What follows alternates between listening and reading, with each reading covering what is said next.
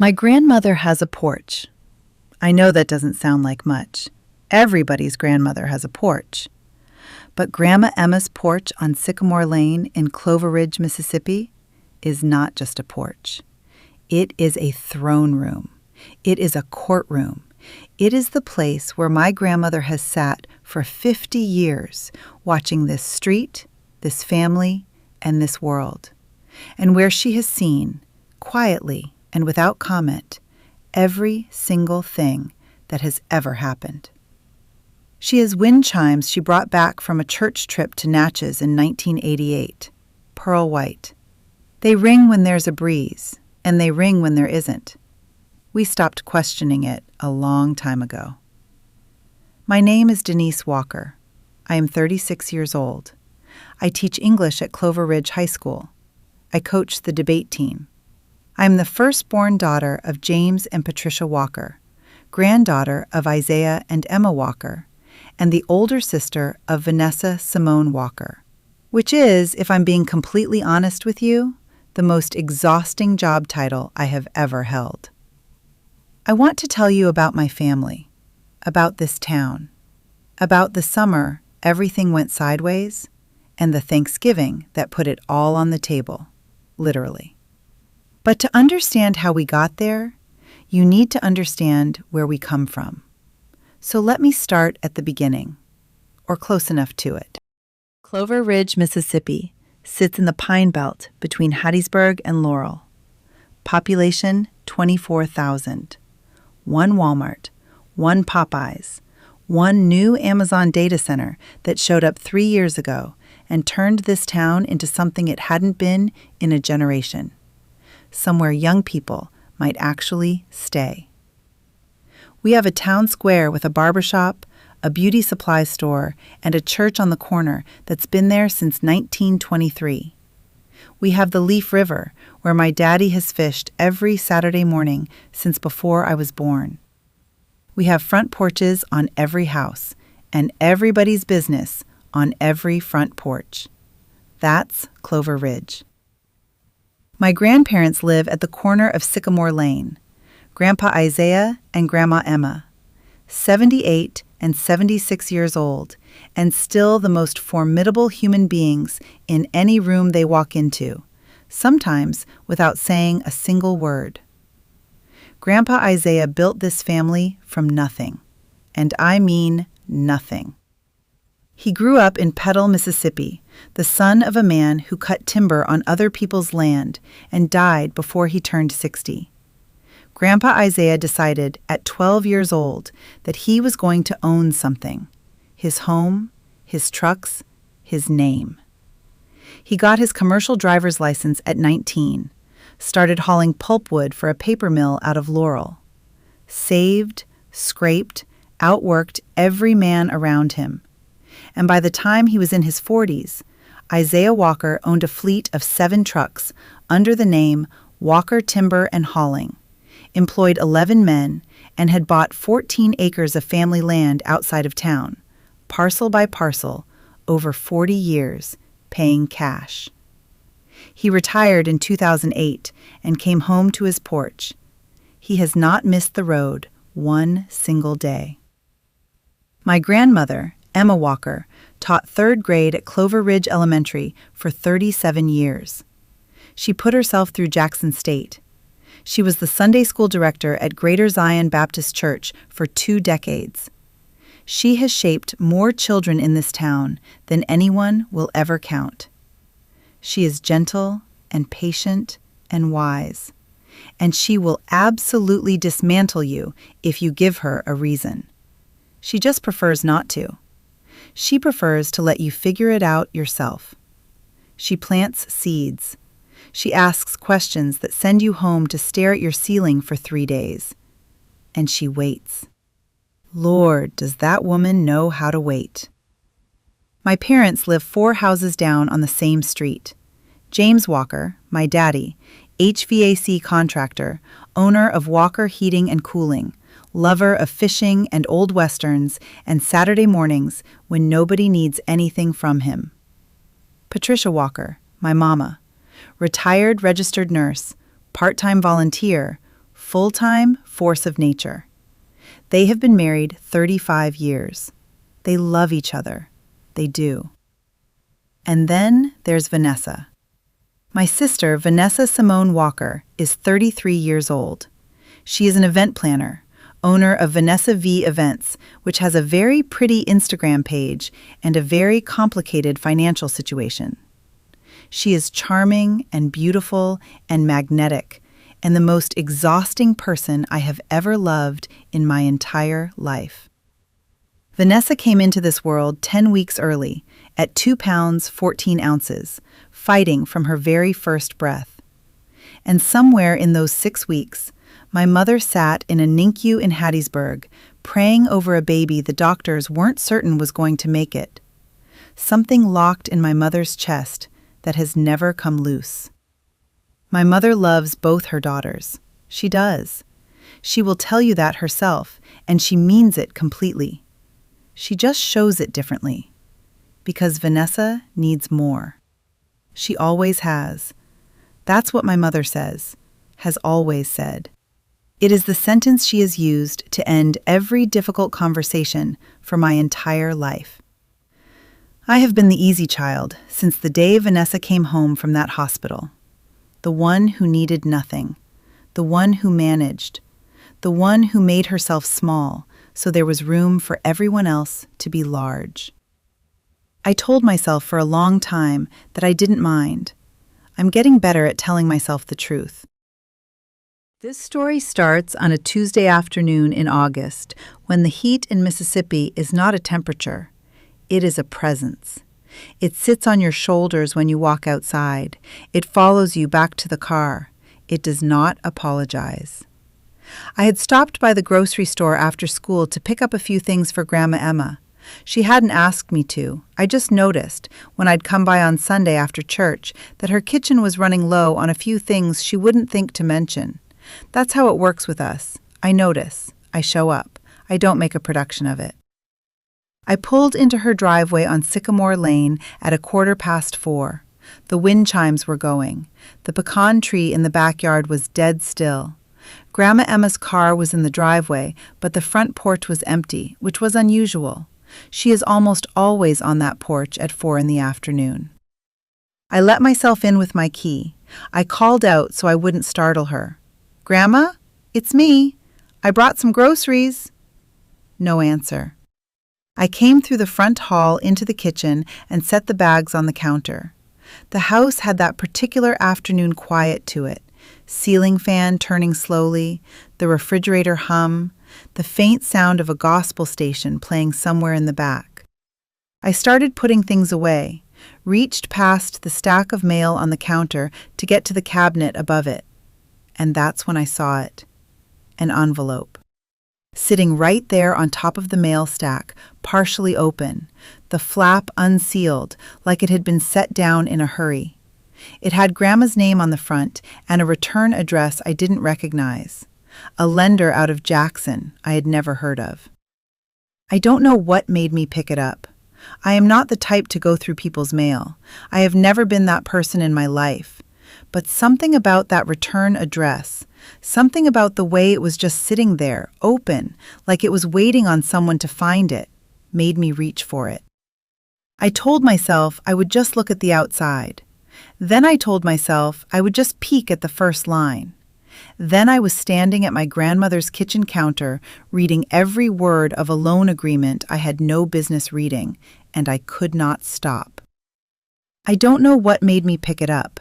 I'm not the type to go through people's papers, but something, some teacher instinct, some older sister instinct, some instinct I don't have a name for, made me reach for it. It was a loan agreement, a private lender out of Jackson. I read it once, then I read it again. The borrower's name was Vanessa Simone Walker. The collateral listed was the Walker family property on Sycamore Lane, Grandma Emma's house, Grandpa Isaiah's land. At the bottom, above the notary stamp, was a signature line labeled Property Owner Authorization. The signature on that line was not my grandmother's.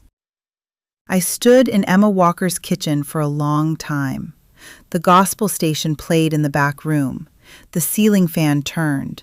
The refrigerator hummed. I read it twice. Then I stood there for a long moment, staring at my grandmother's name on that envelope. Her name, used without her knowledge, attached to a debt she knew nothing about. And I made a decision that I have thought about every single day since. I slid that document back into the envelope, folded it once, and put it in my pocket. I told myself I was protecting Grandma Emma from the stress of it. She had a heart procedure 2 years ago. She did not need this sitting on her kitchen counter waiting to ruin her Tuesday. I told myself I was buying Vanessa time to fix it quietly before anyone had to know. I told myself I could handle this, that I would call Vanessa, that she would make it right, that I could pull this whole situation back from the edge before it became something the family couldn't recover from. I finished putting the groceries away. I wrote Grandma a note that said I'd come by, left it on the counter, and walked out to her front door with that envelope in my pocket and a plan in my head that I was already not sure I believed in. And then I called my sister. She picked up on the second ring. Of course she did. Vanessa always picks up when she doesn't know what's coming. Hey, what's up? I was sitting in Grandma's driveway, engine running, air conditioning on full blast because I could not deal with the August heat and this conversation at the same time. I need you to tell me something, and I need you to tell me the truth. Okay, you're scaring me a little, she said. Did you take out a loan using Grandma and Grandpa's property as collateral? The silence on the other end of that phone lasted exactly 4 seconds. I counted. I teach debate. I count silences. How did you know? Vanessa. Okay, yes, but Dee, listen to me. It is completely under control. It was a temporary thing. I had a situation with the event business, a vendor, a contract that went sideways. It was a whole thing, but I am handling it. I have a plan. I just needed a bridge, and it was the fastest option available to me, and I swear to you, it is being taken care of, she explained. You forged Grandma's signature on a collateral authorization. I did not. Technically the authorization, Vanessa. It is being handled, I promise you. I just need a little more time, and nobody needs to know. Grandma does not need to be stressed over something that is already being resolved. You know how she worries. You know what stress does to people her age. Do you really want to put that on her? And there it was, the pivot. Vanessa could find the pivot in any conversation faster than anyone I have ever met. Suddenly, the question was not what she had done. The question was what telling Grandma would do to Grandma. I knew what she was doing. I have always known what she is doing. I agreed to stay quiet anyway. You have until the end of the month to fix this, Vanessa. I mean it.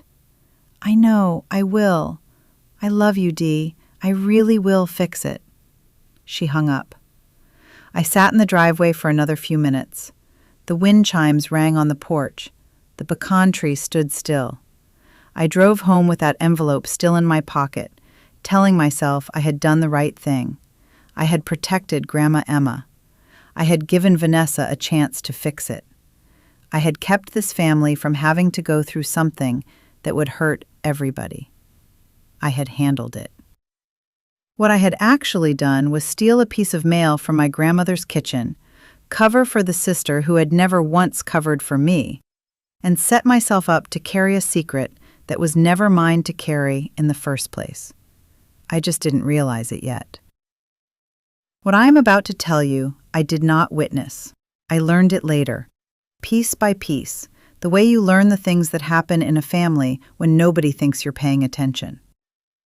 11 days after I stood in Grandma's kitchen and made the choice to stay silent, Harold Thompson called her. Harold Thompson has been the Walker family's attorney for 22 years. He is 63 years old, patient, professional, and constitutionally incapable of participating in anything that isn't above board.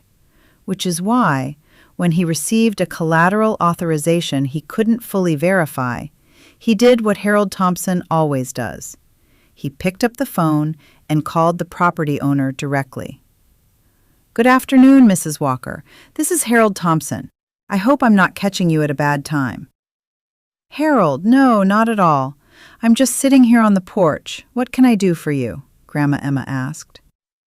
"Well, I'm calling because I've received some paperwork related to a loan arrangement on the Sycamore Lane property, and I wanted to verify the authorization directly with you before anything moves forward. Standard due diligence on my end." "What kind of loan arrangement?" "A private note secured against the property. The authorization lists you as the consenting property owner. I just want to make sure you're aware of the terms and that everything is in order on your end," Harold explained. There was a silence on Emma Walker's end of that phone call. Harold Thompson, who has known this woman for 22 years and who is not easily unsettled, said later that the quality of that silence made him sit up straight in his chair.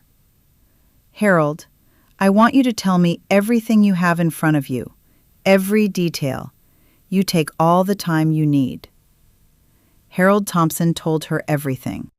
The lender, the amount, the collateral, the authorization signature, every detail, carefully and completely, the way you tell a woman the truth when you realize she did not know what was done in her name. When he finished, Grandma Emma was quiet for a moment. "Thank you, Harold. I appreciate you calling me directly. That was the right thing to do." "Of course, Mrs. Walker. What would you like me to do from here?" "Nothing just yet. I'll be in touch. You enjoy the rest of your afternoon." She hung up the phone. She sat on her porch for a long time after that. The wind chimes rang, the pecan tree moved in a late afternoon breeze. The gospel station played faintly through the screen door. She did not call Vanessa. She did not call me. She called Harold back 30 minutes later and asked him what her options were. Then she walked to the back of the house, to the room where Grandpa Isaiah was watching the evening news, and she closed the door behind her. I did not know any of this was happening. I was home in my apartment grading papers, telling myself Vanessa was handling it. Grandma Emma spent the next 3 months handling it herself, in complete silence, with the patience of a woman who has been waiting a very, very long time. She invited everyone to Thanksgiving dinner in November. She sent an invitation to one more guest than usual. We did not know what was coming, not one of us. Well, one of us knew. I want to tell you something about growing up Walker before I take you to that dinner table, because you need to understand that what I witnessed at my parents' house on that Friday evening in September was not an anomaly. It was not a bad night or an off moment or a lapse in my mother's otherwise balanced parenting. It was Tuesday, same as it had always been, same as it had been my entire life. Let me take you back. I am 17 years old. It is the spring of my junior year at Clover Ridge High, and I have just been named a semifinalist for the Mississippi Governor's Scholar Award, a statewide academic competition with a reception dinner in Jackson, where finalists are recognized in front of their families. My English teacher, Mrs. Beaumont, had nominated me. I had written an essay on Zora Neale Hurston that she said was the best student writing she had seen in 20 years of teaching. I did not win. But being named a semifinalist meant a reception, a real one, held at the governor's mansion. And my mother had promised 2 weeks before that she would take me shopping for something to wear, just the two of us. She had said those exact words. "Just the two of us, Dee. We'll make a day of it." The morning of our shopping day, Vanessa, who was 14 at the time and had the situational timing of a natural disaster, woke up crying. Not hurt, not sick, heartbroken. A boy at school named Deshaun had told his friend, who told his friend, who told Vanessa's best friend, that he didn't like her like that. 14 years old. A boy named Deshaun. My mother sat on the edge of Vanessa's bed for 45 minutes. Then she came to my room and stood in the doorway with an expression I had seen before and would see many times again. The look of a woman who has already made a decision and is now composing the explanation. Baby, Vanessa's having a really hard morning. I think I need to stay here with her today. We can go next Saturday, okay? I promise, my mother said. I looked at her for a moment. I was 17. I was old enough to do the math, to count the times, to know that next Saturday would become the Saturday after that, and eventually the reception would come, and I would be wearing the navy dress I'd worn to church the previous Easter. I said, okay, because that is what I always said.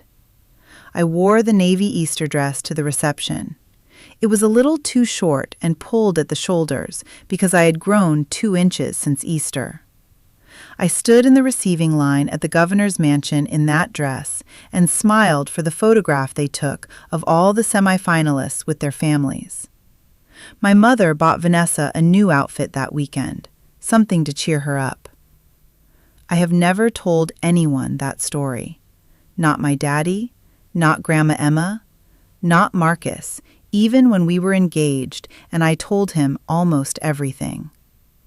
I'm telling you now because I want you to understand something before we walk into that dining room on Sycamore Lane. This was not a mean family. My mother is not a cruel woman. My father is not a negligent man. They loved me.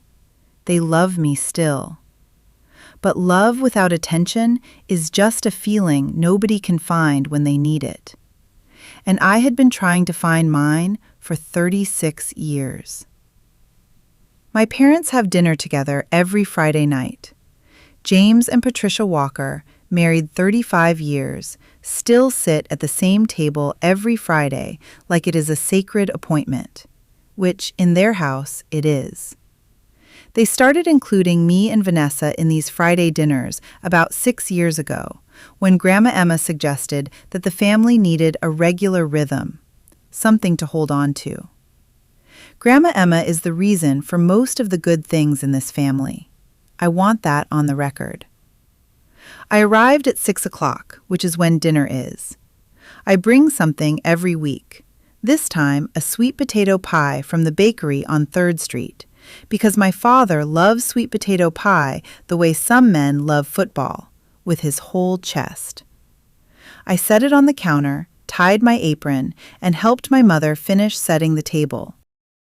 Vanessa arrived at 6:47, not 6:15, not 6:30, 6:47. Dinner had been on the table for 20 minutes. My father had already eaten half his cornbread because James Walker believes that if food is ready, food should be eaten, and he will not be persuaded otherwise. My mother had covered Vanessa's plate with foil to keep it warm. She had not covered mine when I was 15 minutes late to a dinner 2 years ago. But I did not say that. I did not say that. Vanessa came through the door in a cloud of perfume and good energy, her bag sliding off one shoulder, her hair perfect, the way her hair is always perfect, looking like she had somewhere better to be and was graciously making a stop here first. I am so sorry, y'all. The traffic on 59 was absolutely criminal tonight. Mama, something smells incredible. Daddy, you look good. Dee, hey, you cut your hair. I had not cut my hair. I had trimmed it 6 weeks ago, but I smiled. Baby, come on and sit down. Your plate is staying warm in the oven. You want me to fix you a glass of tea? Mom asked. Mama, you don't have to do that. I don't mind. Sweet or unsweet? Sweet, you know me. Vanessa smiled. My mother got up from the table, Mid-meal, her own food getting cold, to fix Vanessa a glass of sweet tea. I watched my father watch this happen. He looked at his cornbread. He picked up his fork. My mother came back with the tea and then went to the oven for Vanessa's plate, which she set down in front of her with the kind of care usually reserved for bone china. The plate was fuller than mine. I don't know when that started, whether my mother consciously put more food on Vanessa's plate, or whether it happened the way most things in this family happened, slowly and without anyone deciding to. But Vanessa's plate was fuller. It always was. "How's the business, Vanessa?" Dad asked. My father asks this every week. Every single week. I do not know if he does it out of genuine interest or because it is the one question that sometimes produces an honest answer before Vanessa remembers to manage it. "It's good, Daddy. Busy. I've got a corporate holiday event coming up in December. Tech company, decent budget. It'll be a good one if it comes together right." "If?" Dad frowned. "When? When it comes together. You know what I mean." Vanessa stumbled over her words. My father looked at her for just a half-second longer than was comfortable. Then he nodded and went back to his food. Dinner moved the way Friday dinners move. Stories from the week, complaints about the heat, a 15-minute conversation about whether the new pastor at Greater Zion was as good as Pastor Green had been before his retirement. My mother laughed at everything Vanessa said, not performatively, genuinely. Vanessa is funny when she wants to be. She can light up a room the way some people light up a room, effortlessly and completely, and my mother has been in that light for so long she has forgotten to look anywhere else. I made a joke about one of my debate students.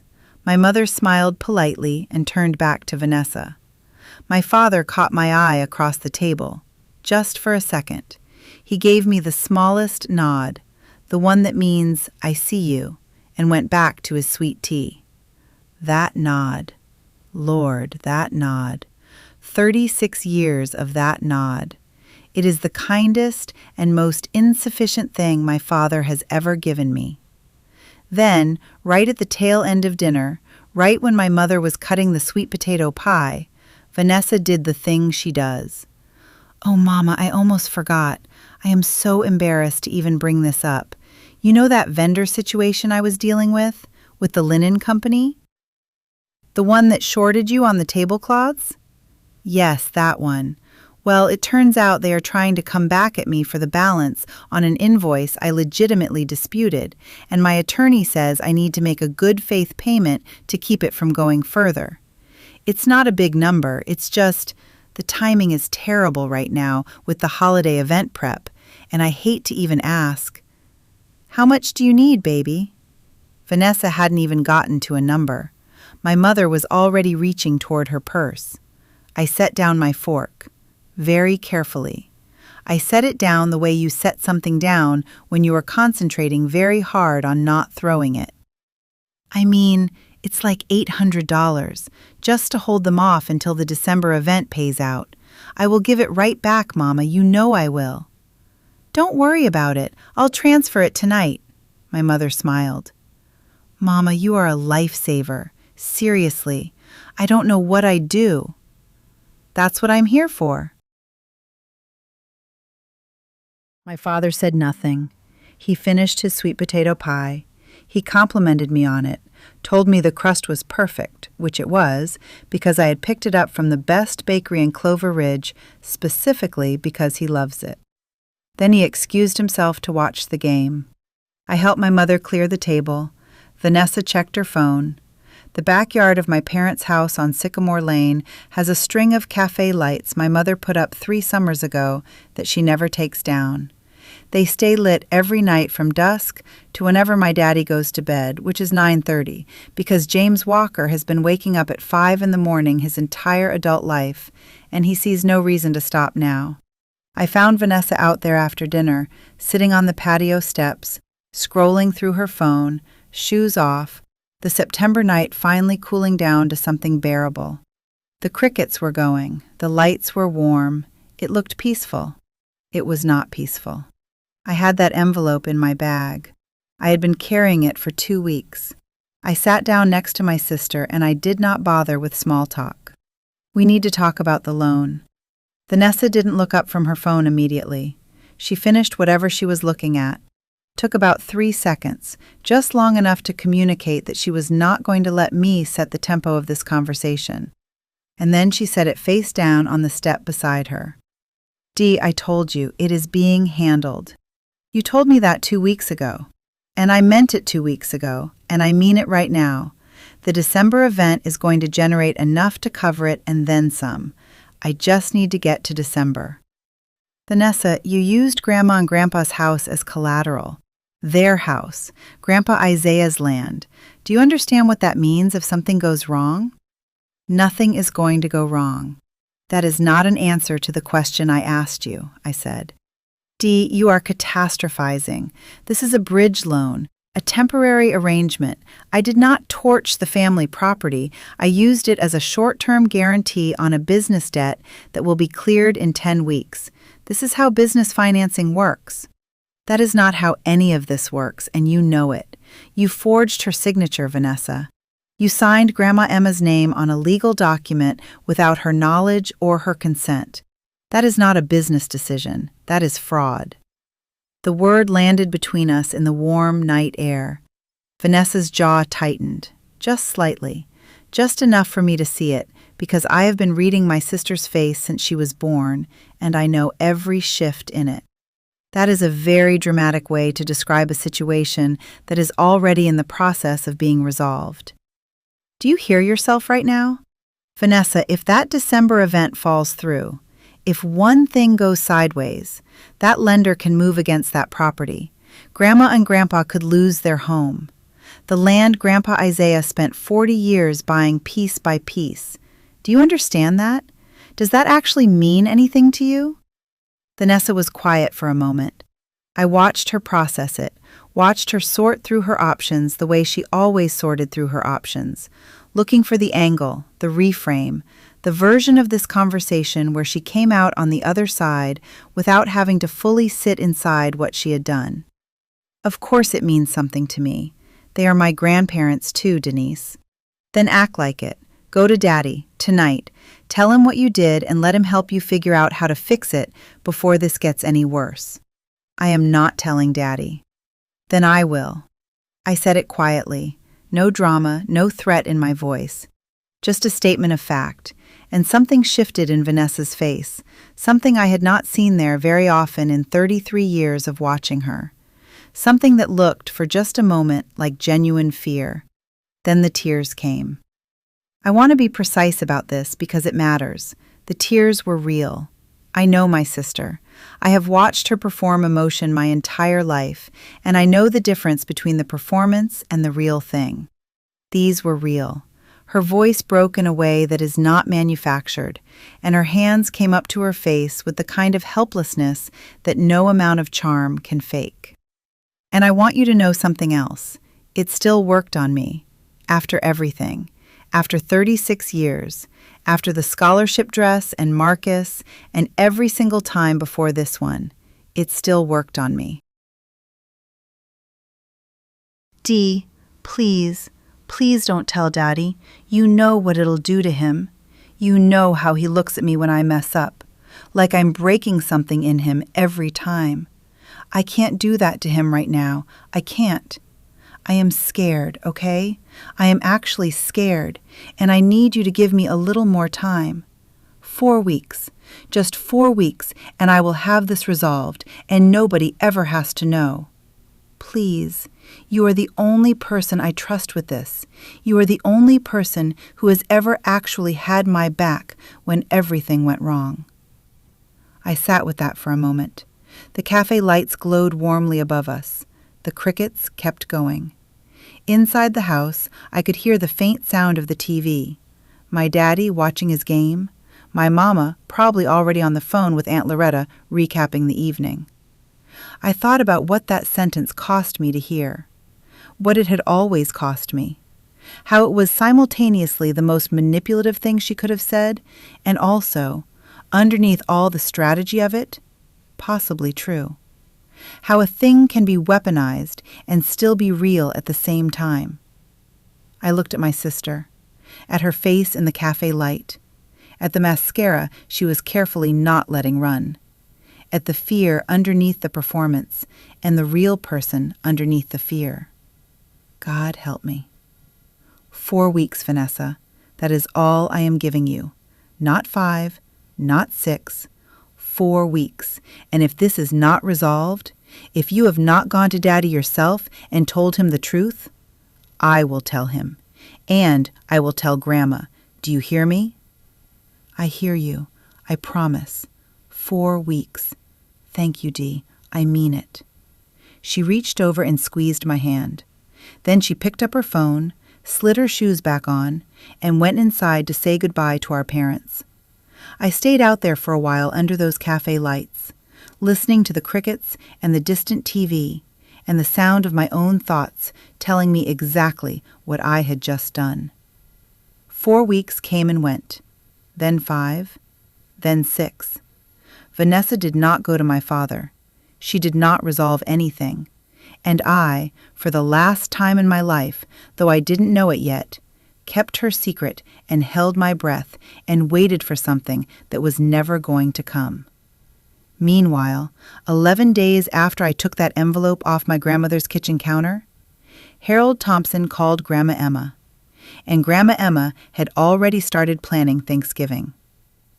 Before I tell you about the Sunday at Greater Zion where I ran into Marcus Tate for the first time in 7 months, I need to tell you about Marcus himself, because you can't understand what that parking lot moment cost me without understanding what we were before it all fell apart.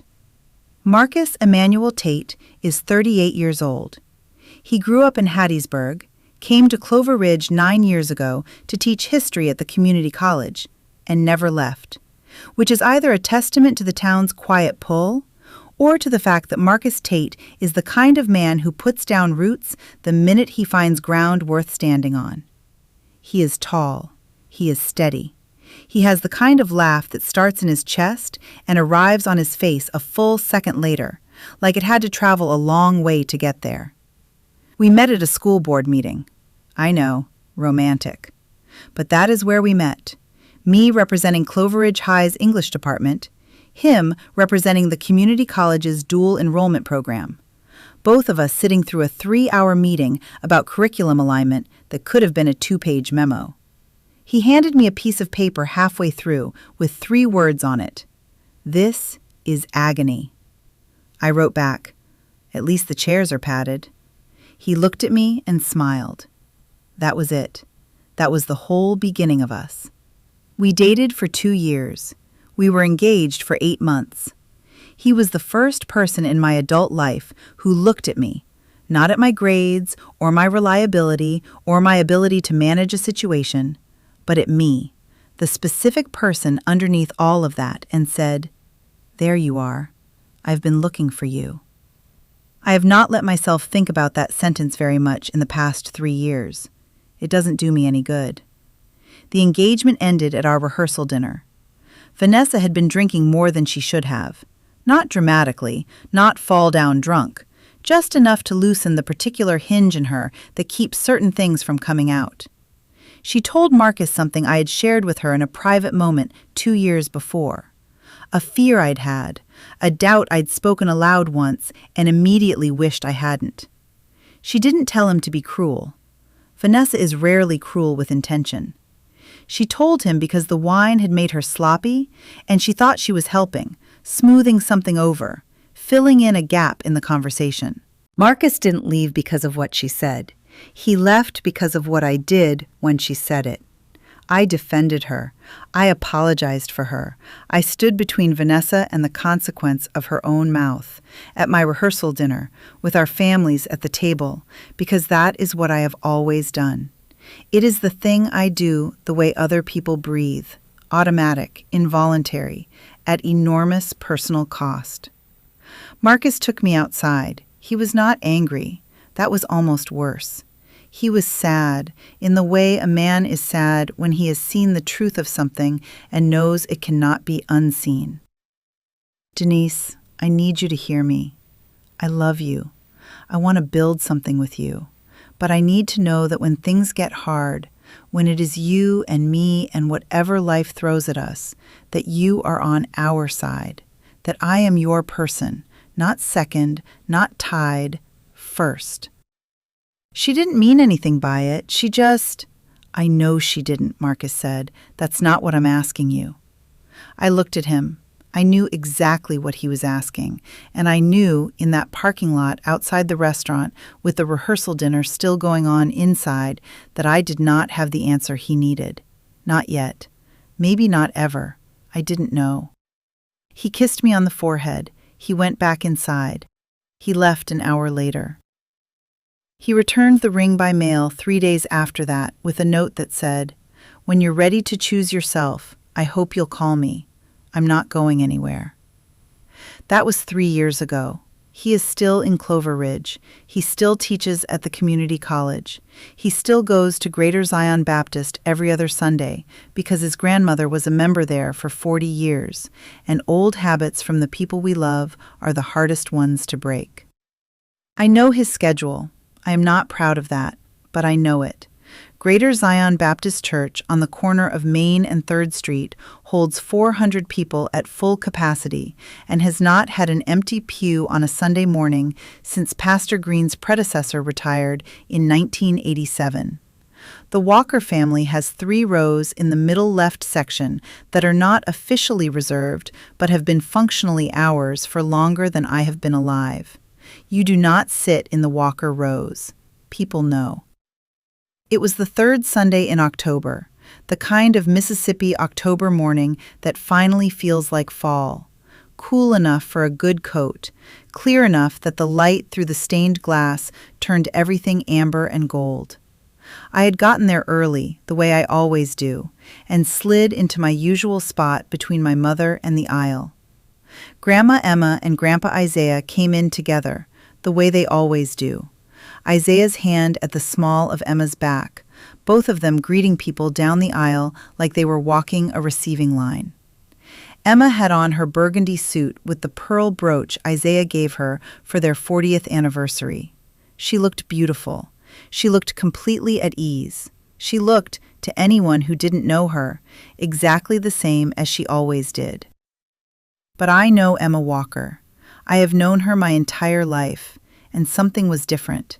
It was small, barely a degree of difference, the way a room feels slightly different when one piece of furniture has been moved, and you can't immediately name which one. She was warm. She hugged my mother. She complimented Sister Henderson's hat. She patted Grandpa's knee during the opening prayer the way she always does. She sang every word of every hymn. She smiled at the right moments in the sermon. But twice during the service, I caught her not quite present. Her eyes focused on something in the middle distance, past the pulpit, past the choir stand, past the stained glass window of the Good Shepherd that she has been looking at every Sunday for 55 years. Somewhere else entirely. Both times she came back to herself within seconds. Both times she resumed exactly where she had left off, hymn, sermon, neighbor's hand, with the seamlessness of a woman who had been managing her own interior for a very long time. Nobody else noticed. Not my mother, who was sharing a hymnal with Vanessa, who had actually shown up this Sunday, which happened approximately 4 times a year. Not my father, who sings off-key with his whole heart and wouldn't notice a small earthquake if it happened during the second verse. Not Vanessa, who spent half the sermon composing what I can only assume was an Instagram caption. Just me. After service, in the parking lot, I found out why the Lord had decided to test me twice in one morning.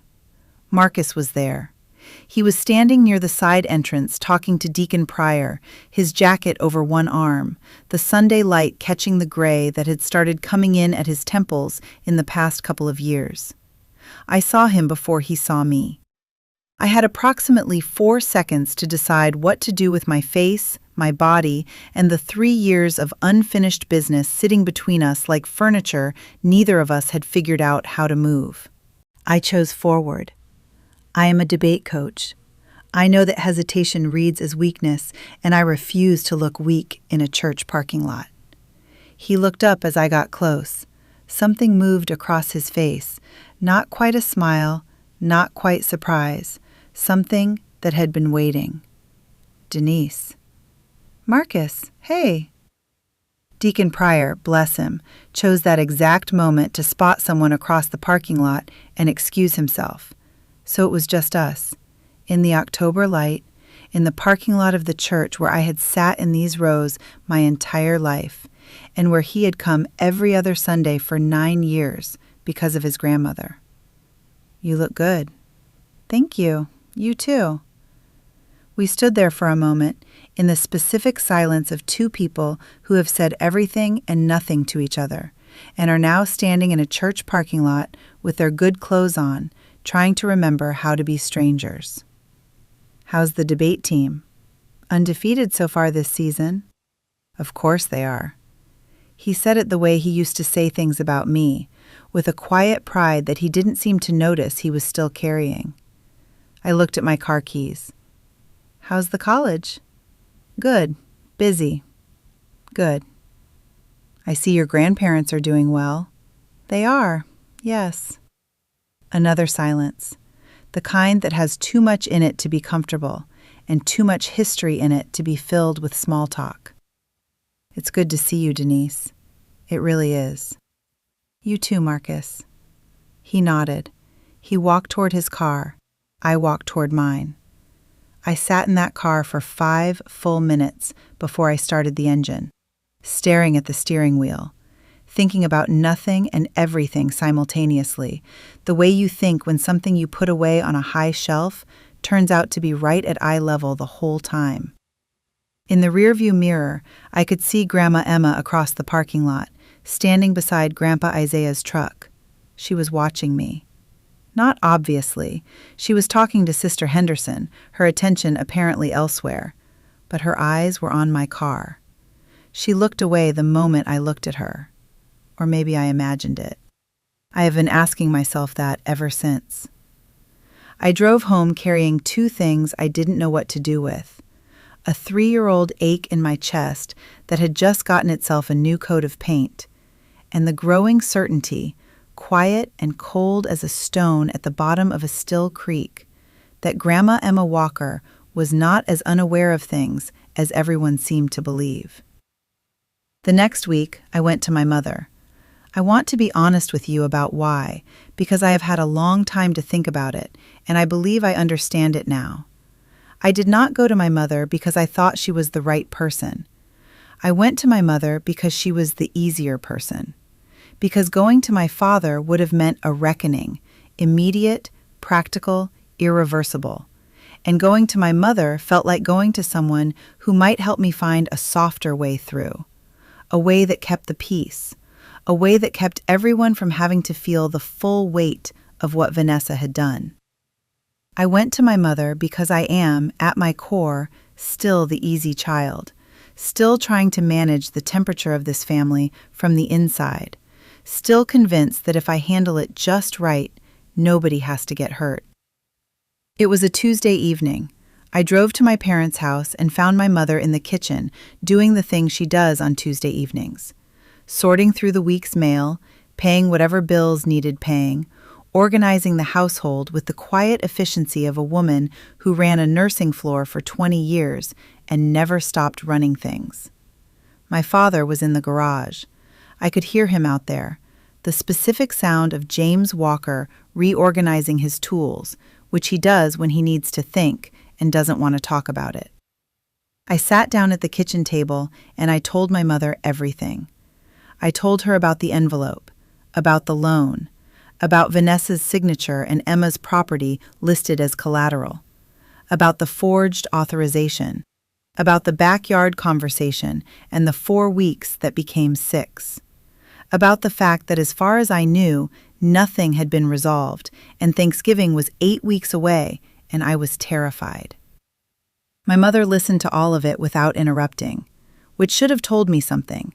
Patricia Walker does not typically listen to anything without interrupting. When I finished, the kitchen was quiet.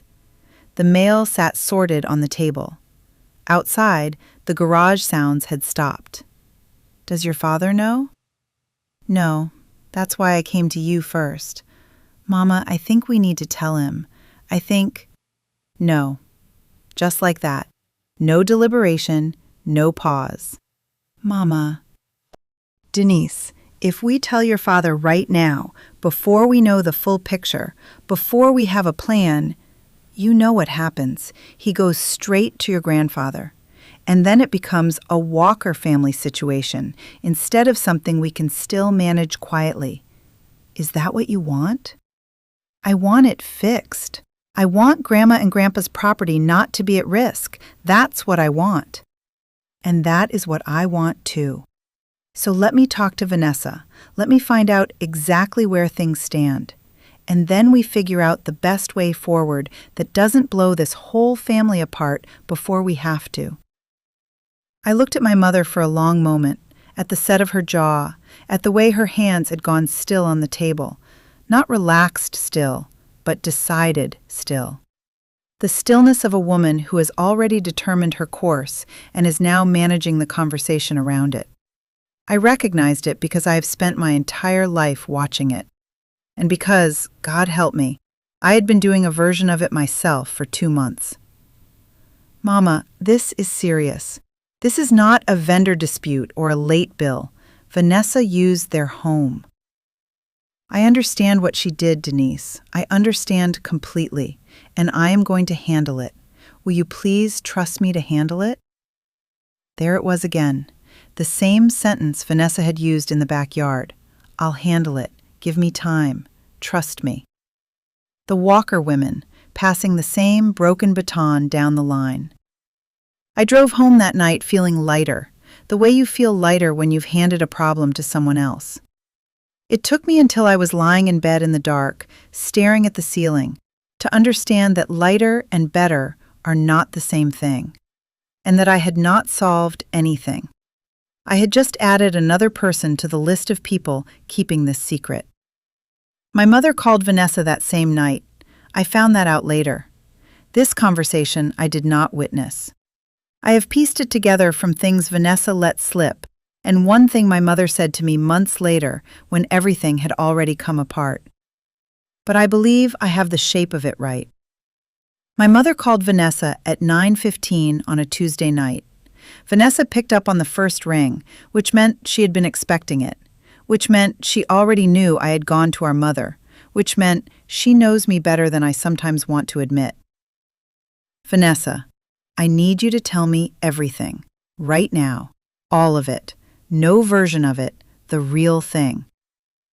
And Vanessa, to her credit, or perhaps because she had finally run out of runway, told her. The vendor debt, the loan, the property, the forged signature, all of it, in the flat, exhausted voice of someone who has been carrying something too heavy for too long and has finally been given permission to set it down. My mother was quiet for a long time after that, long enough that Vanessa said her name twice to make sure she was still there. Mama, say something. How much? For the full balance is just over $18,000. I've paid about $2,000 toward it since I took it out, so $16 roughly. Does your grandmother know? No, she doesn't know anything. A silence. And in that silence, my mother made the decision that would define her role in everything that came after. Not out of malice, not out of indifference, out of the deepest, most consuming love she knew how to feel. The love that had been sitting in a NICU in Hattiesburg 33 years ago, willing a 2-pound, 14-ounce baby to keep breathing, and had never quite learned how to let go of that particular grip. Okay, listen to me. You are not going to touch that again. You are not going to call that lender. You are not going to make any more payments. You are not going to do anything until I figure out what we can do on our end. Do you understand me? Mama, you don't have to. I said, do you understand me, Vanessa? Yes, ma'am. And you are not going to say a word about this to your father. Not yet. Not until I have a plan. You let me handle James." Vanessa agreed. Of course she agreed. My mother had just done in 30 seconds what 33 years had trained Vanessa to expect. She had stepped in front of the consequence. She had made herself the wall between her daughter and the thing coming for her. My mother hung up the phone. She went to where she kept her private papers, not the joint files she shared with my father, but the small accordion folder in the back of her closet where she kept the things that were hers alone. A savings account she had opened 22 years ago with her first year's retirement contribution, added to quietly over 2 decades. A rainy day account, an emergency account. She had never touched it. Not once in 22 years. She looked at the balance for a long time. Then she went to bed. My mother went to the bank on a Wednesday morning in late October, while my father was at a job site in Laurel and would not be home until evening. She wore her good blue coat, the one she wears when she needs to feel like herself, like the woman she built from nothing, the nurse who ran a floor, the woman who handled things.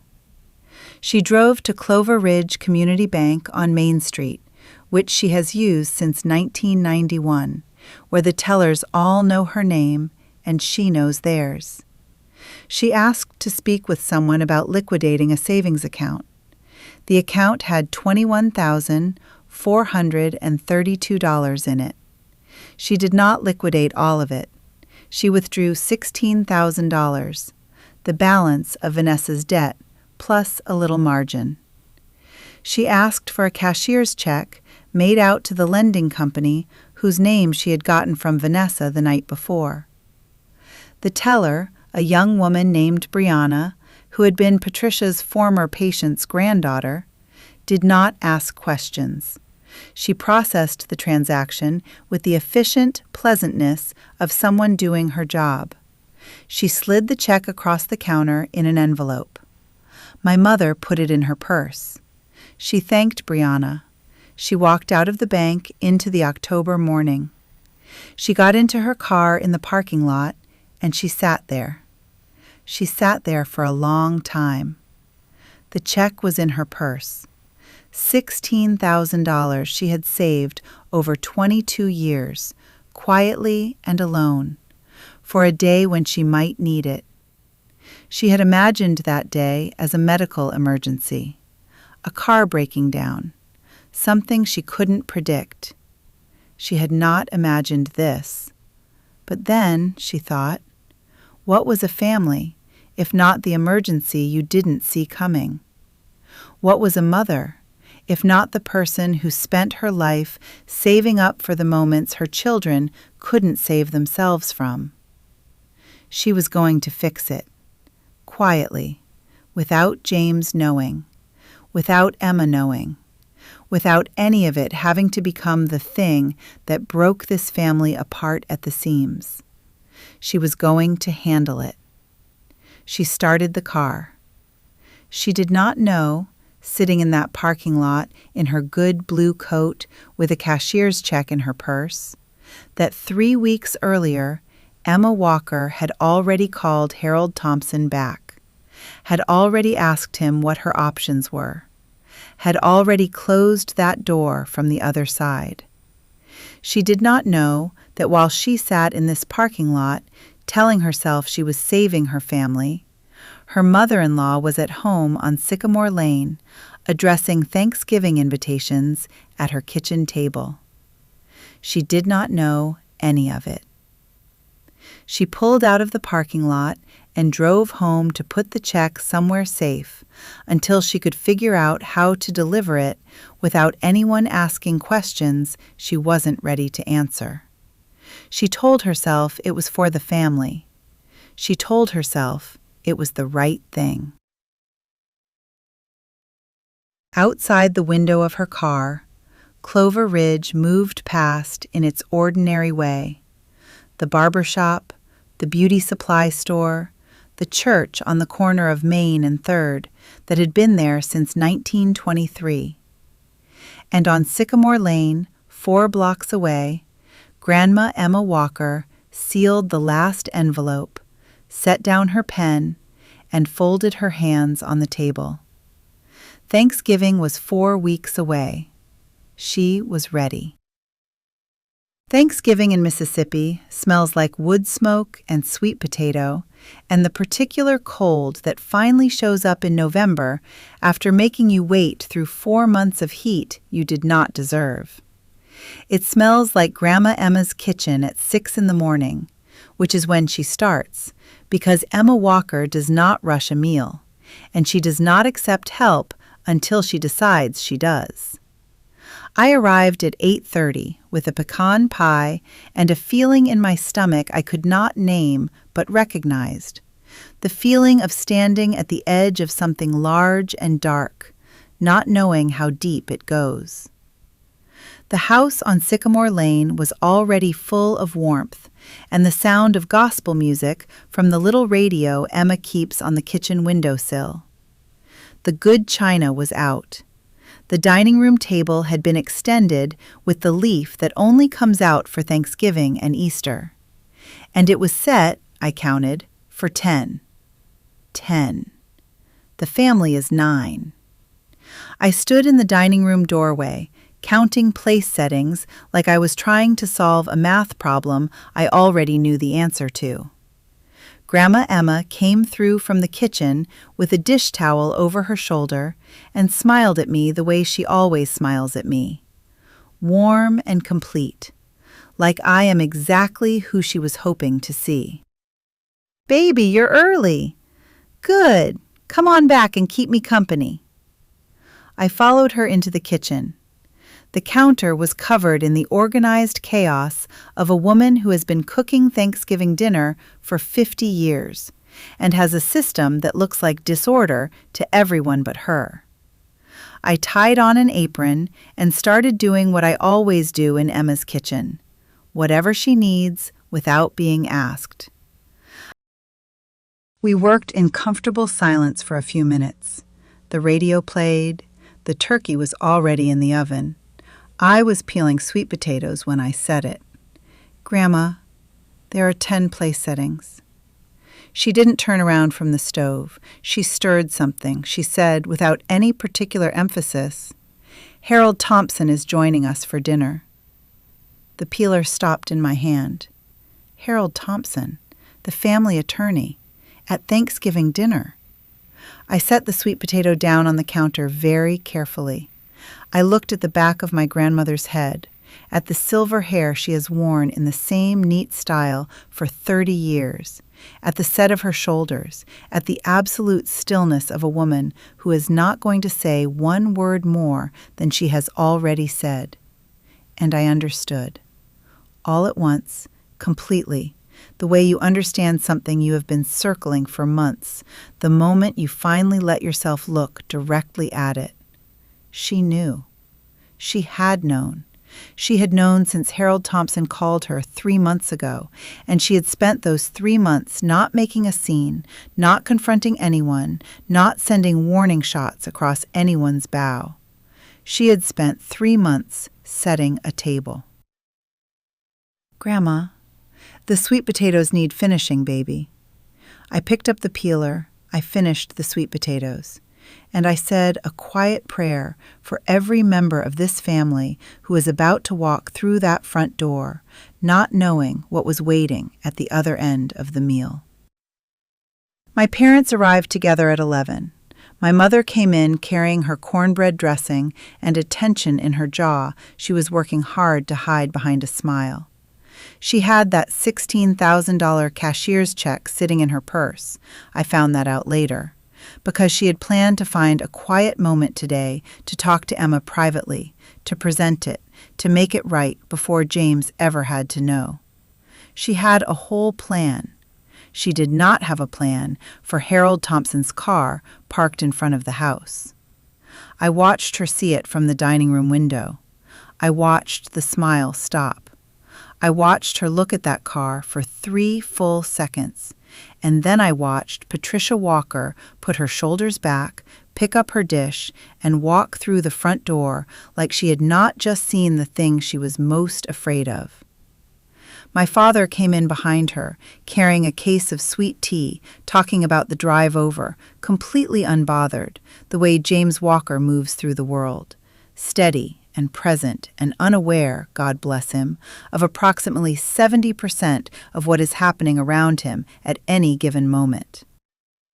Uncle Reggie arrived at 11:15 in a truck that needs a new muffler and will not be getting one because Reggie Walker believes that a loud vehicle is a statement of presence and he has no intention of being quiet. He came through the door with a foil pan of ribs he had been smoking since 4 in the morning, his reading glasses pushed up on his forehead, and the energy of a man who has decided that today is going to be a good day and is not taking arguments. "The star has arrived! Emma, where do you want these ribs? And before you say anything, yes, I know you said not to bring ribs to Thanksgiving, and yes, I brought them anyway, and yes, they are perfect." Reginald. I know. Kitchen counter. Yes, ma'am. Aunt Loretta arrived with Reggie, as she often does on family occasions, having gotten a ride because her car is in the shop for the 3rd time this year. Loretta is 59 years old, Patricia's younger sister, and she loves this family the way a person loves a fire. From close enough to feel the warmth, close enough to occasionally get burned, and congenitally unable to stop talking about it either way. She came in and hugged everyone twice, and immediately began a detailed account of everything she had observed on the drive over, which nobody had asked for, and everyone received with the patient affection you extend to people you love completely and find exhausting. Harold Thompson arrived at 11:30 in a dark suit with a leather portfolio under his arm and the composed, professional expression of a man who has attended difficult family meetings before and has learned that stillness is a form of respect. He greeted Emma with a handshake she turned into a brief hug. He nodded to Isaiah. He accepted a glass of sweet tea and stationed himself near the fireplace in the living room, like a man who knows his moment is coming and is content to wait for it.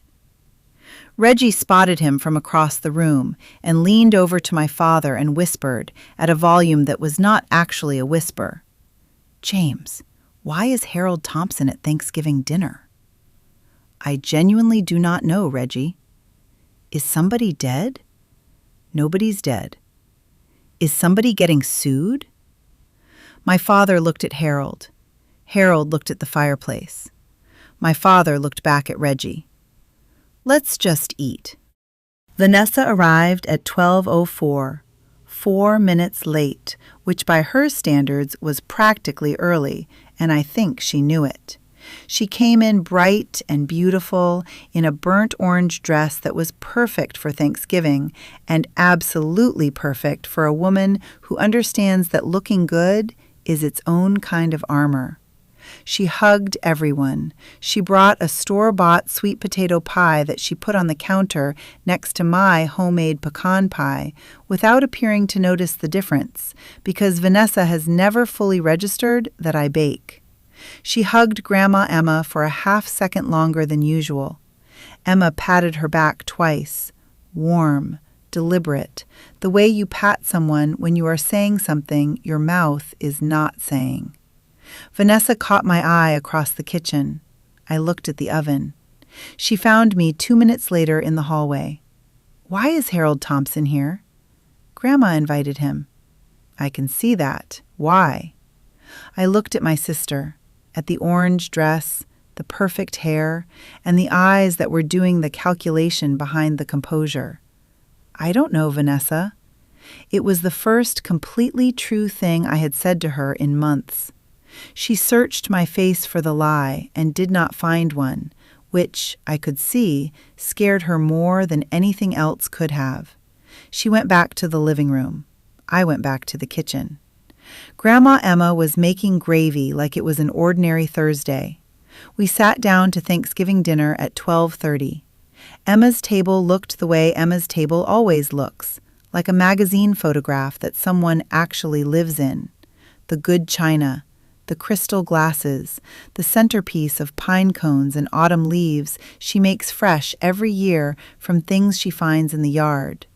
The turkey in the center, perfectly golden, surrounded by everything that goes with it: cornbread dressing, collard greens, macaroni and cheese, green beans with ham hock, candied yams, rolls still warm from the oven.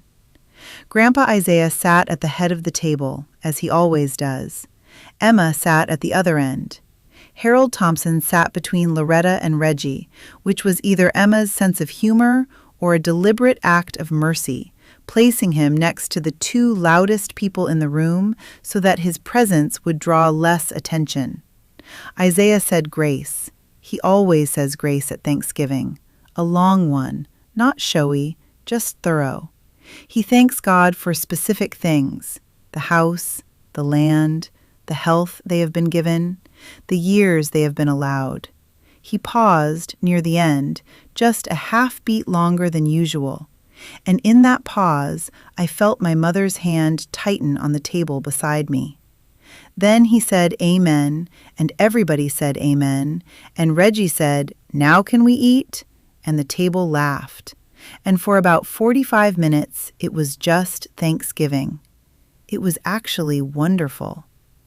That is the thing I want you to understand. The food was extraordinary. The conversation was warm. Reggie told the story about the time James got his truck stuck in the mud outside Laurel in 1987 for the 400th time, and it was still funny. Loretta updated everyone on every member of her neighborhood's medical situations, which nobody had requested, but everyone absorbed. Isaiah made 2 dry observations that had the whole table in tears. Vanessa was charming and present and laughed at all the right moments. And if you didn't know what was sitting underneath the meal, like a second table you couldn't see, you would have thought this was a perfect Thanksgiving with a perfect family. I kept eating. I kept watching. I watched my mother, who ate very little and smiled very much. I watched Harold Thompson, who ate politely and said almost nothing and kept his portfolio on the floor beside his chair.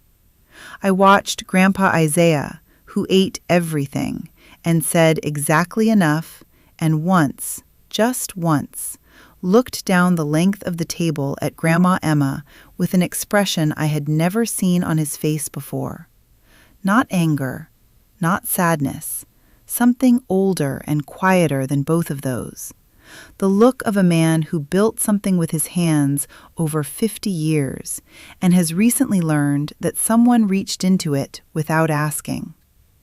And I watched Grandma Emma, who was the most serene person at that table, who refilled glasses and passed dishes and told Loretta her hat last Sunday was beautiful, who was, to all appearances, simply a 76-year-old woman hosting her family for the holiday she loves most. Dessert came out: my pecan pie, Vanessa's store-bought sweet potato pie, Emma's pound cake. Reggie took a slice of the pecan pie, took a bite, pointed his fork at me, and said, "Denise, I don't say this lightly. This pie right here might be the best thing that has happened to me in 2024. The table laughed. Even I laughed. Even my mother. And then Grandma Emma set down her fork. She set it down quietly, with both hands coming to rest flat on the table on either side of her plate. She did not raise her voice. She did not clear her throat. She simply became still in a way that is particular to Emma Walker. A stillness that is not absence, but presence, so complete and deliberate that it pulled the air out of every other conversation at the table simultaneously. One by one, people stopped talking. Reggie stopped mid-sentence about something involving a fishing lure. Loretta stopped mid-word. Everyone looked at Emma. The table went quiet, and Grandma Emma Walker began to speak. She did not raise her voice. I want to tell you that again because it is the most important thing about what happened next. Emma Walker did not raise her voice one single time. She spoke the way she spoke in her classroom for 37 years, clearly, calmly, and with the absolute authority of someone who has never needed volume to be heard. I want to thank all of you for being here today.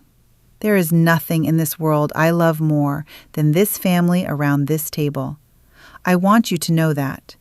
I want it said before anything else is said, so that what comes next is understood in the right light. The room was so quiet, I could hear the tick of the clock in the hallway. In August of this year, I received a phone call from Harold, who most of you are wondering about and who I will get to in a moment.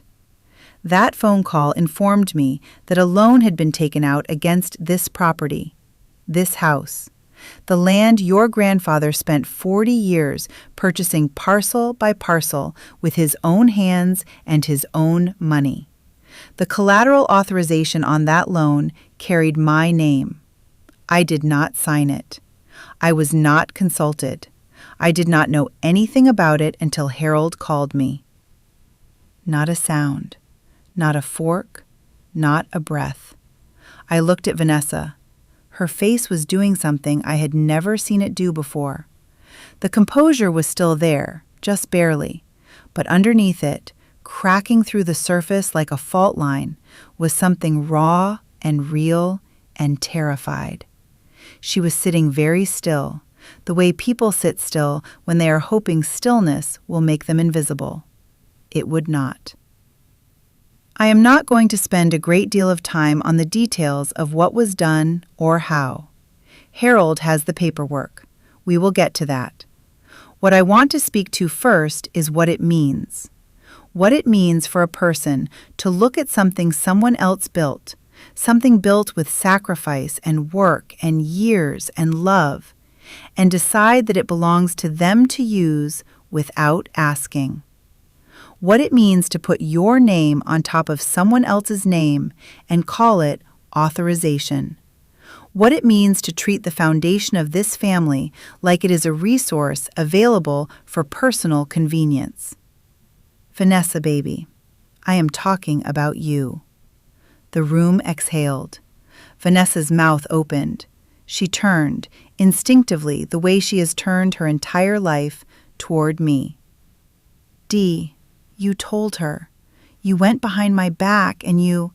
Vanessa, Grandma Emma said. Just her name. One word. The way you say a name when you need a person to understand that you are the authority in the room and the conversation they are attempting to start is not the one that is going to happen. Vanessa stopped. Harold Thompson called me. Denise did not tell me anything. Harold called me because he is a professional and an honest man, and he needed to verify a signature that was not mine. Your sister has nothing to do with how I found out. You will not put this on her. Vanessa closed her mouth. My mother's eyes closed briefly. My father was looking at the table. Reggie had set down his fork. I have known Uncle Reggie my entire life. I have never seen him without something to say. He had nothing to say. That, more than anything else at that table, told me how serious this was. Then Loretta, God love her, God bless her, God help her. Loretta spoke. Emma, now, before we go any further, I'm sure Vanessa didn't mean for it to go this far. Sometimes young people make mistakes, and they just need a chance to explain themselves, you know? Maybe if we just hear her out and try to understand where she was coming from. Loretta. Grandma Emma stopped her. I'm just saying, as a family, we should, Loretta, be quiet. When Grandpa Isaiah spoke, Aunt Loretta went instantly quiet. My mother's hand came up from the table. The same reflex it had always been, over 30 years of it, deep in her muscle memory, as automatic as breathing. Emma, I hear you, and I know what was done was wrong. But I also know my daughter, and I know she would never have done something like this if she wasn't desperate. She was scared. She made a terrible decision when she was scared, and I think before we go any further, we owe it to her to at least Patricia. My father said her name the same way Grandma Emma had said Vanessa's. Quiet. Just the one word. But it carried something in it I had never heard from James Walker before. Not anger exactly, but the complete and final withdrawal of the permission he had been silently giving my mother for over 30 years. The permission to manage things her way, to put Vanessa first, to call it love and let it stand unchallenged. My mother closed her mouth. She looked at my father. He did not look away. That exchange lasted 3 seconds. It was the longest 3 seconds of the afternoon. The silence that followed was total. Grandma Emma folded her hands. Vanessa, I'm going to give you the floor now. Not to explain why you did it. I understand why you did it. You were in trouble and you were scared and you reached for the nearest thing available to you without stopping to consider what it was or who it belonged to. I understand that completely. What I'm giving you the floor for is to tell this family the truth, all of it, right now at this table. Everyone looked at Vanessa. Vanessa looked at Grandma Emma. And for the first time in her 33 years on this earth, there was nowhere to go. Denise knew. I want to say that. Not to put it on her. I hear you, Grandma, I hear you. But I want to say it because it's true. Denise found out, and she didn't tell you. She was protecting me.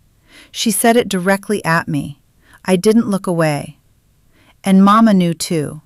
Mama found out, and she was trying to help me handle it quietly. My father's head turned slowly toward my mother. My mother looked at the centerpiece. Vanessa's voice had changed. The performance was still there. It never completely leaves her. But underneath it now was something real pushing through. The fear, the shame, the exhaustion of a person who has been holding a secret that was too big for her and is finally, whether she wanted to or not, setting it down. I had an event. I had a vendor situation that got out of control, and I owed money I didn't have, and I panicked. I took out a loan, and I used the property because I thought it was temporary. I thought I would pay it back before anyone found out. I thought... She stopped, swallowed. I thought it would be fine. I thought I could fix it. I thought... The tears came. Real ones, the same real ones I had seen in the backyard 2 months ago. Her voice broke on the last word, and she pressed her fingers to her mouth, and the table watched a 33-year-old woman cry at Thanksgiving, and nobody moved to comfort her. Almost nobody. My mother's chair scraped back an inch. Her hand reached toward Vanessa across the table. That same hand, that same reach, 33 years old and still going. Baby. Patricia, don't. Not harsh, not loud. Just 2 words with a line drawn under them that my mother had never heard from my father in quite that way. She looked at him. He shook his head, once, slowly. And for the second time in 10 minutes, Patricia Walker pulled her hand back and sat with it in her lap and said nothing. The table was quiet.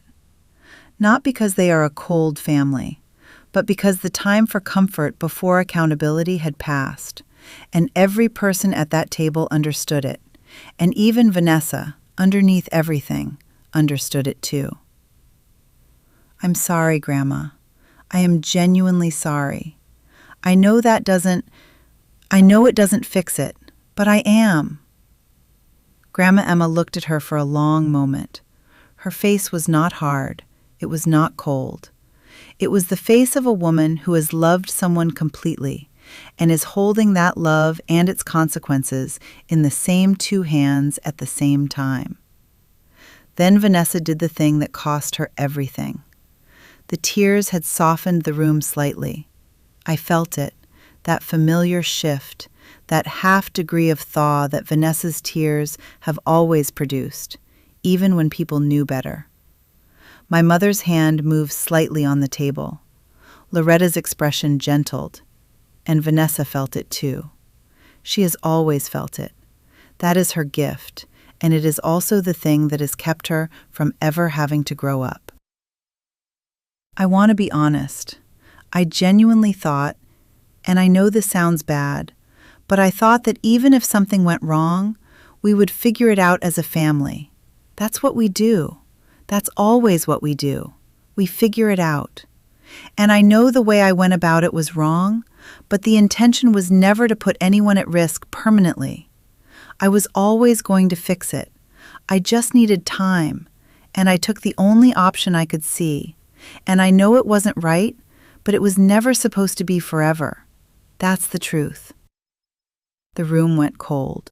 Not dramatically, not with shouting, just cold. The specific cold of people who have just heard a person explain away something serious as a mild misunderstanding, and who have understood simultaneously that the explanation is both sincere and completely insufficient. Grandpa Isaiah stood up from the table. He did not say a word. He picked up his glass of sweet tea, walked to his chair by the window, and sat down with his back to the table.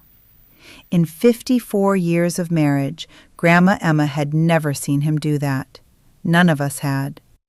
And in the silence that followed the sound of his chair legs on the floor, I believe every person at that table felt the full weight of what Vanessa had done land on them all at once. I did not plan what I said next. I want to be clear about that. I am a debate coach. I understand the value of preparation, of knowing your argument before you open your mouth. I had not prepared anything. What came out of me at that table came from 36 years of compression finally finding a release valve, and it came out the way those things always come out, not as an explosion, but as a door finally opening on a room that has been sealed for a very long time. I heard my own voice as if from a slight distance. I need to say something. The table looked at me. Grandma Emma looked at me. Her expression did not change, but something in her eyes shifted, an opening, an invitation, the look of a woman who has been waiting for this specific moment for longer than I know. I found the envelope. In August, in Grandma's kitchen. I read it, and I took it, and I put it in my pocket, and I drove home, and I called Vanessa, and I told her to fix it. And when she didn't, when the weeks went by and nothing changed, I went to Mama instead of Daddy because I thought Mama would handle it quietly and nobody would have to go through this. I was wrong. I have been wrong about this since August, and I am sorry, Grandma. I am genuinely, deeply sorry that I stood in your kitchen and took something that was yours and told myself it was to protect you.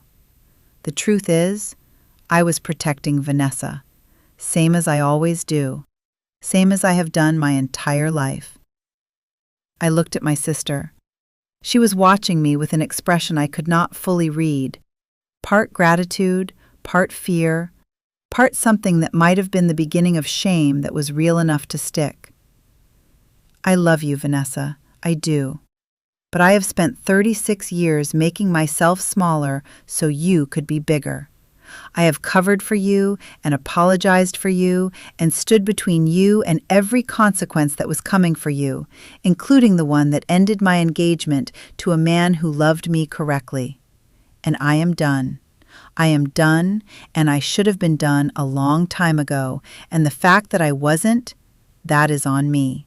That is my part in this, and I own it completely. Grandma, I will pay the debt. Whatever it costs, I will cover it. That is the least I can do for what I should have told you the minute I found that envelope." Grandma Emma shook her head, once, gently. "That has already been handled, baby." The table shifted. People looked at each other. "What do you mean it's already been handled?" Grandma Emma nodded toward Harold Thompson, who had been sitting quietly through all of it with the stillness of a man who understood that his moment had a specific place in this sequence and had not yet arrived. He reached down, opened his portfolio, and placed a set of documents on the table. "Mrs. Walker cleared the loan balance in full in September, out of personal savings. The lien against the property has been released. The Walker home and the family land are no longer at risk." Silence. Then Vanessa's face did the thing I said it would do. It went through 5 emotions in approximately 3 seconds. Shock first, then relief, a flash of it, involuntary, before she could stop it. Then horror at herself for the relief. Then something that looked very much like grief. Then, finally, the particular stillness of someone who has just understood the full size of what they did. My mother's hand went to her mouth. She had the cashier's check in her purse. $16,000 she had withdrawn from 22 years of private savings to fix something that had already been fixed by the woman she had been trying to keep it from. Harold placed a second set of documents on the table. "Mrs. Walker has also made 2 additional changes, effective immediately, which she has asked me to present to the family directly. First, Vanessa Walker has been removed as a beneficiary from Isaiah and Emma Walker's will. Second, Vanessa's name has been removed from all deeds to the Walker family land. Mrs. Walker has established the conditions under which both of those changes may be reversed. Vanessa must maintain full-time, stable employment, and she must repay in full every dollar Mrs. Walker used to clear the loan debt. Until both conditions are met, Vanessa Walker is not to be invited to any Walker family events." The table received this the way you receive something that is both a shock and somehow not a surprise, with the stillness of people who understand that justice has just been delivered by the only person in this family qualified to deliver it. Grandma Emma picked up her fork and said, "James, pass me the cornbread, please." Dad passed it. Emma took a piece. And then the table held for approximately 4 seconds before everything that had been held in broke loose at once. Vanessa found her voice first, which was predictable, and she used it in the worst way available to her, which was also predictable. "Grandma, I hear everything you're saying, and I accept the consequences. I do. But I want to at least have the chance to explain the full situation. There were circumstances around the business that I haven't been able to talk about, things that contributed to where I ended up financially, and I think if the family understood the full picture—" "No, Vanessa," Dad said. "I'm just saying that it isn't as simple as it looks on paper," Vanessa tried to explain. Then Grandma Emma spoke again. "The debt was $18,000 against this house, your grandfather's land. There is no version of the full picture that changes what that is." "I know, but—" "Be quiet," my father commanded. "Patricia?" My father said my mother's name the way a man says a name when he has arrived at the last sentence of a conversation he did not know he was in. Quiet. Final. The word landing, not an accusation, but a door closing. My mother looked at him. "You knew." 2 words. The saddest 2 words Patricia Walker had ever heard from her husband of 35 years. Not angry. James Walker does not do angry in the way that makes noise. He does angry in a way that creates distance, and the distance that opened between them in that moment at the Thanksgiving table was something everyone at the table felt, and nobody could measure. "James, I was trying to protect—" You were trying to protect Vanessa, again, from something she did, again, and you lied to me to do it." My mother had no answer. She looked at the table. The cashier's check sat in her purse like a stone. $16,000 that had not saved anyone from anything. James looked at her for a long moment. Then he turned to Vanessa. "You are going to repay your grandmother every dollar, not when it's convenient, not when the business picks up. You are going to get yourself a stable job, a real one, and you are going to pay this back if it takes you 5 years. And we will not, I want to be very clear about this, we will not be sitting at this table having this conversation again. Do you hear me?" "Daddy, do you hear me, Vanessa?" "Yes, sir." It was the first time I had heard Vanessa say "yes, sir" to our father since we were children. It landed on the table like something being set down for the last time.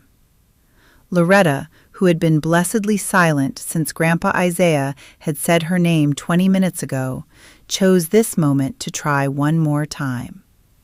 "I just think, and I say this with love for everybody at this table, I think we should remember that families go through things, and what matters is how we come out on the other side, and maybe Loretta," Uncle Reggie, who had not said a single word since Grandma Emma set down her fork, who had sat through all of it with the expression of a man watching something he cannot stop and knows better than to try. He looked at Loretta with a gentleness that was, from Reggie Walker, more serious than a shout. "Let it be. Loretta, let it be." Vanessa pushed back her chair.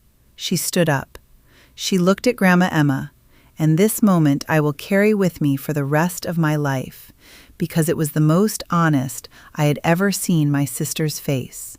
No performance, no strategy, just a 33-year-old woman looking at the person she had wronged most, with no charm left and no cover left, and nothing between her and the truth of what she had done. "I'm going to fix it, Grandma. I know you have no reason to believe that right now, but I am going to fix it." Grandma Emma looked at her the way she looks at everyone she loves, completely and without flinching. "I know you are, baby. That is why the door is still open." Vanessa nodded. She got her coat. She said goodbye to no one else. She walked out the front door, and we heard her car start in the driveway, and we heard it sit there for a moment, engine running, and then we heard it pull away. The table sat in the quiet she left behind. Grandpa Isaiah came back from the window. He sat down at the head of the table. He looked at Grandma Emma. She looked at him. Something passed between them that was 54 years long, and not one word of it was spoken out loud. He picked up his fork. "The greens are cold," Grandpa Isaiah said. "I'll warm them up," Grandma Emma said. She stood. He caught her hand as she passed, just for a second, just one squeeze, and let go. Uncle Reggie looked at his plate. Then he looked at Dad's. Then he looked at the ceiling, like he was asking the Lord for guidance. Then he said, quietly, in the way Reggie Walker says the things he means, "The ribs are still good, though. And James," my steady, conflict-avoiding, feeling-expressing through actions father, laughed. A real one, short and tired and genuine. And then he went back to his plate. The family dispersed into the wreckage of the afternoon the way families do, slowly, in corners, in the particular careful way people move around each other after something large has happened, and nobody is quite sure what comes next. Harold Thompson said his goodbyes and let himself out with the quiet efficiency of a professional who has done his job and understands that the rest of it is not his. Aunt Loretta helped clear the table and did not say one word about anything that had happened, which was so out of character that I briefly wondered if she was all right. My parents left together, which was something. My mother was quiet in a way that was not her usual quiet. My father put his hand briefly on the small of her back as they went through the door. Not warm, not cold. Present. The hand of a man who has not finished this conversation, but knows this is not the place for it. Uncle Reggie hugged Grandma Emma for a long time in the front hallway. He didn't say anything. He didn't need to. And then it was just me. I did what I always do. I went to the kitchen. I started on the dishes, the good china, hand-washed, the way Emma has always done it. The water was hot, and the kitchen was quiet, and the gospel station on the windowsill radio was playing something soft and low that I didn't know the name of, but felt like I had heard my whole life. I stood there at that sink, and I thought about all of it. The envelope in August, the backyard in September, the church parking lot, and Marcus's face in the October light. My mother in her good blue coat at the bank. Every choice I had made since the moment I reached for that letter and told myself I was protecting someone. I thought about the scholarship dress. I thought about Marcus's note. When you're ready to choose yourself, I hope you'll call me. I thought about what I had said at that table, the truest thing I had said in years, maybe ever, and how it had felt to say it. Not like relief exactly, more like setting down something heavy that had been so long in my arms I had forgotten it wasn't part of my body. I was crying. I hadn't decided to. The water was running and my shoulders were shaking, and I wasn't making any sound about it because that is how I cry. Quietly, efficiently, the way I do everything, disturbing no one. I didn't hear Grandma Emma come in. Her hand settled on my shoulder, warm and certain as a benediction, as something that has always been there and always will be. I stilled. Grandma Emma stood beside me at that sink for a moment, her hand on my shoulder, and she was quiet in the way she is quiet when the silence is the message. Then she spoke. Baby, the loudest thing in any room is what a good woman has been carrying in silence. You put it down today. Don't you dare pick it back up. I nodded. I couldn't speak. I put my hand over hers on my shoulder, and we stood there at the sink while the water ran and the radio played something that sounded like coming home. After a while, she patted my hand twice and went back to putting away the good china, because Emma Walker has never left a kitchen in disorder, and she was not about to start. I dried my face with a paper towel. I finished the dishes. Outside, the pecan tree moved in the November wind. The wind chimes Grandma Emma brought back from Natchez in 1988 caught the air and rang, soft and clear, the way they have rung on this porch for 36 years, through every season and every storm this family has ever had. The way they will keep ringing long after the rest of us have figured out who we're going to be. I drove home at 7:15, Sycamore Lane to my apartment on the other side of town, a drive I have made 1,000 times, through streets I have known my entire life, past the church on the corner and the barber shop and the Piggly Wiggly and all the ordinary landmarks of a life that felt, tonight, like it was at the beginning of something instead of the middle. I had the radio off. I was thinking, or not thinking, existing maybe, present in a way I had not been in a long time. Lighter, in a way that was different from the lighter I had felt when I handed the problem to my mother in September. This was something else, something earned.